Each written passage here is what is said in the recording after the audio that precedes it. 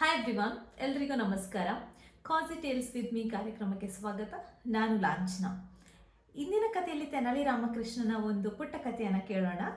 ಇಂದಿನ ಕಥೆಯ ಹೆಸರು ಪಾತ್ರೆಗಳು ಗರ್ಭ ಧರಿಸುತ್ತವೆಯೋ. ನೋಡೋಣ ಏನಿದೆ ಅಂತ. ಒಂದು ದಿನ ತೆನಾಲಿ ರಾಮಕೃಷ್ಣ ಬಡ್ಡಿ ವ್ಯಾಪಾರಿಯಿಂದ ಸಾಲವನ್ನು ತೆಗೆದುಕೊಂಡಿರ್ತಾನೆ.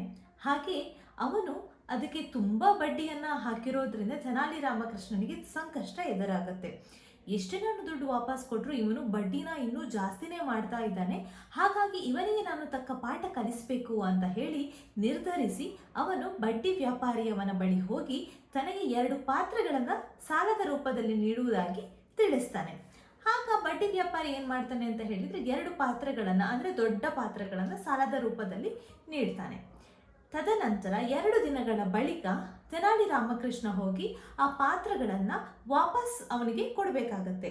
ಹಾಗೆ ಅವನು ಕೊಡಬೇಕಾದ್ರೆ 2 ಪಾತ್ರಗಳ, ಅಂದರೆ ದೊಡ್ಡ ಪಾತ್ರಗಳ ಜೊತೆಗೆ 2 ಚಿಕ್ಕ ಚಿಕ್ಕ ಪಾತ್ರಗಳನ್ನು ಒಟ್ಟಿಗೆ ಕೊಡ್ತಾನೆ. ಆಗ ಬಡ್ಡಿ ವ್ಯಾಪಾರಿ ಕೇಳ್ತಾನೆ, ಇದೇನು 2 ಸಣ್ಣ ಪಾತ್ರಗಳನ್ನು ನಾನು ನೀಡಿಲ್ಲ, ನಾನು ನನಗೆ 2 ದೊಡ್ಡ ಪಾತ್ರಗಳನ್ನು ನೀಡಿದ್ದೆ ಅಂತ. ಆಗ ತೆನಾಲಿ ರಾಮಕೃಷ್ಣ ಏನು ಹೇಳ್ತಾನೆ ಅಂತ ಹೇಳಿದರೆ, ಈ ಪಾತ್ರಗಳು ಮರಿ ಹಾಕಿದ್ದವು, ಹಾಗಾಗಿ 2 ಸಣ್ಣ ಪಾತ್ರಗಳು ನನ್ನ ಬಳಿ ಇದೆ, ಅದನ್ನು ನಾನು ನಿಮಗೆ ಕೊಡ್ತಾ ಇದ್ದೀನಿ, ಇದು ಈ ಪಾತ್ರಗಳ ಮರಿ ಅಂತ ಹೇಳ್ತಾನೆ. ಇದನ್ನು ಕೇಳಿದ ಬಡ್ಡಿ ವ್ಯಾಪಾರಿಗೆ ಆಶ್ಚರ್ಯ ಆಗತ್ತೆ. ಆದರೆ ಕೂಡ ಅವನು ಬಡ್ಡಿ ವ್ಯಾಪಾರಿ ಆಗಿರೋದ್ರಿಂದ ನನಗೆ ಬಂದಷ್ಟು ಲಾಭ ಬರಲಿ, ಇನ್ನು 2 ಎಕ್ಸ್ಟ್ರಾ ಪಾತ್ರಗಳು ನನ್ನ ಜೊತೆಗೆ ಸಿಗುತ್ತೆ ಅಂದರೆ ನಾನು ಯಾಕೆ ಇದನ್ನು ಒಪ್ಕೋಬಾರ್ದು ಅಂತ ಹೇಳಿ, ಓ ಹೌದಾ, ಹಾಗಾದರೆ ಪಾತ್ರೆಗಳು ಹಾಕಿರ್ಬೋದು, ಮರಿ ಹಾಕಿರ್ಬೋದು, ಸರಿ, ಹಾಗಾದರೆ ಒಟ್ಟಿಗೆ 4 ಪಾತ್ರಗಳನ್ನು ಕೂಡ ನನಗೆ ಕೊಡು ಅಂತ ಹೇಳ್ತಾನೆ.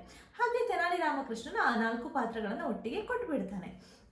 ಇದಾದ ನಂತರ ಒಂದು 10 ದಿನಗಳ ನಂತರ ತೆನಾಲಿ ರಾಮಕೃಷ್ಣ ಪುನಃ ಬಡ್ಡಿ ವ್ಯಾಪಾರ ಬಳಿ ಹೋಗಿ ತನಗೆ 10 ಪಾತ್ರೆಗಳು ಬೇಕು ಅಂತ ಕೇಳ್ಕೊತಾನೆ. ಆಗ ಬಡ್ಡಿ ವ್ಯಾಪಾರಿ ಏನು ಮಾಡ್ತಾನೆ ಅಂತ ಹೇಳಿದರೆ, ಸರಿ ಅಂತ ಹೇಳಿ ತೆನಾಲಿ ರಾಮಕೃಷ್ಣನಿಗೆ 10 ಪಾತ್ರೆಗಳನ್ನು ನೀಡ್ತಾನೆ. ಆದರೆ ತೆನಾಲಿ ರಾಮಕೃಷ್ಣ ಒಂದು 10-15 ದಿನಗಳಾದರೂ ಕೂಡ ಆ ಪಾತ್ರೆಗಳನ್ನು ಹಿಂದಿರುಗಿಸುವುದೇ ಇಲ್ಲ. ಇದನ್ನು ನೋಡಿದ ಬಡ್ಡಿ ವ್ಯಾಪಾರಿಗೆ ತುಂಬಾನೇ ಚಿಂತೆ ಉಂಟಾಗುತ್ತೆ. ಇದನ್ನು ನಾನು ರಾಜನ ಮುಂದೆ ಹೇಳಬೇಕು, ಹಾಗಾದರೆ ಮಾತ್ರ ನನಗೆ ಪರಿಹಾರ ಸಿಗುತ್ತೆ ಅಂತ ಹೇಳಿ ರಾಜನ ಮುಂದೆ ಹೋಗಿ ಈ ವಿಚಾರವನ್ನು ತಿಳಿಸ್ತಾನೆ. ಆಗ ರಾಜನು ಏನು ಮಾಡ್ತಾನೆ ಅಂತ ಹೇಳಿದರೆ, ತೆನಾಲಿ ರಾಮಕೃಷ್ಣನಿಗೆ ಕೇಳ್ತಾನೆ, ನೀನು ಯಾಕೆ ಪಾತ್ರವನ್ನು ಹಿಂದಿರುಗಿಸಿಲ್ಲ ಅಂತ.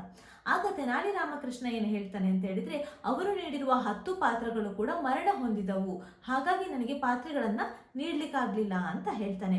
ಆಗ ಎಲ್ಲರೂ, ಆ ರಾಜ್ಯಸಭೆಯಲ್ಲಿರೋರೆಲ್ಲ ಜೋರಾಗಿ ನಗ್ತಾರೆ. ಇದೇ ಹೇಗೆ ಸಾಧ್ಯ ಆಗುತ್ತೆ, ಪಾತ್ರೆಗಳನ್ನು ಮರಣ ಹೊಂದ್ತಾವ ಅಂತ ಪ್ರಶ್ನೆಗಳನ್ನು ಕೇಳ್ತಾರೆ. ಹಾಗೆ ಬಡ್ಡಿ ವ್ಯಾಪಾರಿ ಕೂಡ ಈ ಪ್ರಶ್ನೆಯನ್ನ ಕೇಳ್ತಾನೆ, ಇದು ಹೇಗೆ ಸಾಧ್ಯ, ಇದನ್ನು ನಾನು ಒಪ್ಕೊಳ್ಳೋದೇ ಇಲ್ಲ ಅಂತ ಹೇಳ್ತಾನೆ. ಆಗ ತೆನಾಲಿ ರಾಮಕೃಷ್ಣ ಏನು ಹೇಳ್ತಾನೆ ಅಂದರೆ, ಹಿಂದಿನ ತಿಂಗಳಲ್ಲಿ ನಾನು ಈ ಬಡ್ಡಿ ವ್ಯಾಪಾರಿಯಿಂದ 2 ಪಾತ್ರಗಳನ್ನು ತೆಗೆದುಕೊಂಡು ಹೋಗಿದ್ದೆ, ಹಾಗೆ ಅದು ಮರಿ ಹಾಕುತ್ತವೆ ಅಂತ ಹೇಳಿ ಅದರ ಜೊತೆಗೆ 2 ಪಾತ್ರಗಳನ್ನು ನೀಡಿದಾಗ ವ್ಯಾಪಾರಿ ಅದನ್ನು ಒಪ್ಪಿಕೊಂಡು ತೆಗೆದುಕೊಂಡಿದ್ದ. ಹಾಗಾಗಿ ಆ ವಿಚಾರವನ್ನು ಒಪ್ಪಿದ ಬಳಿಕ ಈ 10 ಪಾತ್ರಗಳು ಮರಣ ಹೊಂದಿದವೆ ಅನ್ನೋ ವಿಚಾರವನ್ನು ಕೂಡ ಅವನು ಒಪ್ಪಲೇಬೇಕು ಅಂತ ದೃಢ ನಿರ್ಧಾರವಾಗಿ ಹೇಳ್ತಾನೆ. ಈ ಮಾತನ್ನು ಕೇಳಿದ ರಾಜನಿಗೆ ನಗು ಬಂದರೂ ಕೂಡ ತೆನಾಲಿ ರಾಮಕೃಷ್ಣ ಹೇಳೋದು ಸರಿ ಇದೆ ಅಂತ ಅವನು ಕೂಡ ತೆನಾಲಿ ರಾಮನ ಜೊತೆಗೆ ನಿಂತ್ಕೊಳ್ತಾನೆ. ಇದರಿಂದ ವ್ಯಾಪಾರಿಗೆ ತನ್ನ ತಪ್ಪಿನ ಅರಿವಾಗತ್ತೆ. ಹಾಗೆ ಅವನು ತೆನಾಲಿ ರಾಮಕೃಷ್ಣನ ಬಳಿ ಕ್ಷಮೆಯನ್ನು ಕೇಳಿ ಅಲ್ಲಿಂದ ಹೊರ ನಡೆದು ಬಿಡ್ತಾನೆ. ನೋಡಿದ್ರಲ್ಲ ವೀಕ್ಷಕರೇ, ಇಂದಿನ ಕಥೆ ನಿಮಗೆ ಇಷ್ಟ ಆಗಿದ್ರೆ ಲೈಕ್ ಮಾಡಿ ಹಾಗೂ ಶೇರ್ ಮಾಡಿ. ಹಾಗೆ ಮುಂದಿನ ಸಂಚಿಕೆಯಲ್ಲಿ ಇನ್ನೊಂದು ಕಿರುಕಥೆಯೊಂದಿಗೆ ನಾನು ನಿಮ್ಮ ಜೊತೆ ಬರ್ತೀನಿ. ಅಲ್ಲಿ ತನಕ ನೋಡ್ತಾ ಇರಿ ಕಾಜಿ tales with me, and this is Lanchana signing up for this video. Thank you.